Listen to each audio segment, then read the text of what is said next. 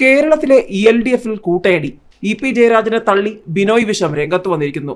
LDF convener EP ജയരാജന്റെ നിലപാടുകളെ പരസ്യമായി തള്ളിക്കൊണ്ട് CPI സംസ്ഥാന സെക്രട്ടറി ബിനോയ് വിശ്വം ഒരു വശത്ത്.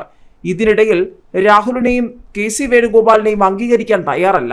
ഇതിനിടയിൽ ഇന്ത്യ മുന്നണിയിലും കൂട്ടയടി. KC വേണുഗോപാലിനെയും രാഹുൽ ഗാന്ധിയെയും അംഗീകരിക്കാൻ വയ്യ. CPM-ഉം CPI-യും റാലിയിൽ നിന്നും മാറി നിൽക്കുന്നു.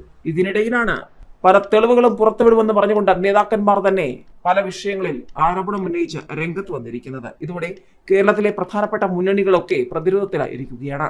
സീതാറാം യെച്ചൂരിയുടെ സ്വപ്നങ്ങളെല്ലാം തകർന്നടിയുകയാണ്. ഇങ്ങനെ പോയാൽ CPM-ന് ദേശീയ പാർട്ടി പദവി കൂടി നഷ്ടമാകുമോ?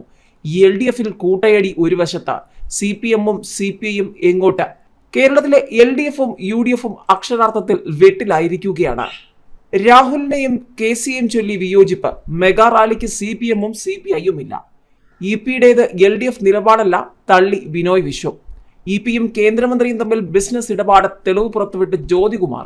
EP ജയരാജൻ BJP-യെ പ്രേരിപ്പിക്കുന്നത് മുഖ്യമന്ത്രിക്ക് വേണ്ടിയത് VD സതീശൻ. എവിടെ തൊട്ടാലും ചോദ്യങ്ങളാണ്. പരസ്പരം ആരോപണങ്ങൾ ഉന്നയിച്ചുകൊണ്ട് നേതാക്കന്മാർ കളം പിടിച്ചതോടെ കേരളത്തിലെ LDF-ന്റെയും UDF-ന്റെയും പോക്ക് എങ്ങോട്ട് എന്നുള്ളതാണ് പുതിയ ചോദ്യം. ഏതായാലും ഇന്ത്യ സഖ്യത്തിന്റെ മുംബൈയിലെ മെഗാ റാലിയിൽ CPI-യും CPM-ഉം പങ്കെടുക്കില്ല. രാഹുൽ ഗാന്ധിയുടെയും KC വേണുഗോപാലിന്റെയും സ്ഥാനാർത്ഥിത്വത്തിൽ ഇരു പാർട്ടികൾക്കുമുള്ള വിയോജിപ്പിനെ തുടർന്നാണ് തീരുമാനം. രാഹുലും KC-യും മത്സരിക്കുന്നത് ഇന്ത്യ സഖ്യത്തിനെതിരെയാണെന്ന് ഇടത് നേതാക്കൾ ആരോപിക്കുന്നു. പല സംസ്ഥാനങ്ങൾക്കും ഇടത് പാർട്ടികൾക്ക് മതിയായ പരിഗണന ലഭിച്ചില്ലെന്നും ആക്ഷേപമുണ്ട്. BJP-യുടെ സ്ഥാനാർത്ഥികൾ മികച്ചവരെന്ന EP-യുടെ പ്രസ്താവന LDF നിലപാടല്ലെന്ന CPI സംസ്ഥാന സെക്രട്ടറി ബിനോയ് വിശ്വം.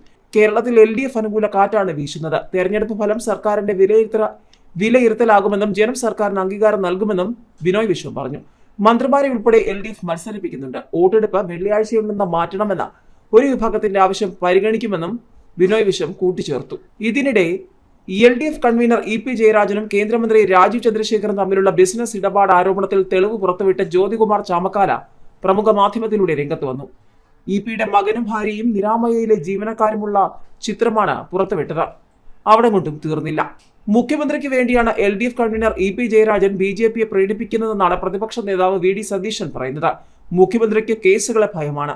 രാജീവ് ചന്ദ്രശേഖറും EP-യുടെ കുടുംബവും തമ്മിൽ ബിസിനസ് ഇടപാടുണ്ട്. ഇതുമായി ബന്ധപ്പെട്ട തെളിവുകൾ കേസ് കൊടുത്താൽ പുറത്തുവിടാൻ തയ്യാറാണെന്നും VD സതീശൻ പറഞ്ഞു. ബിസിനസ് ബന്ധമുണ്ടെന്ന് തെളിയിച്ചാൽ VD സതീശനും ഭാര്യയ്ക്കും എഴുതി നൽകുമെന്ന EP-യുടെ പ്രസ്താവനയ്ക്ക് തനിക്ക് ഭാര്യയ്ക്ക് ബിസിനസിന്റെ ആവശ്യമില്ലെന്നും VD സതീശൻ മറുപടി പറഞ്ഞു.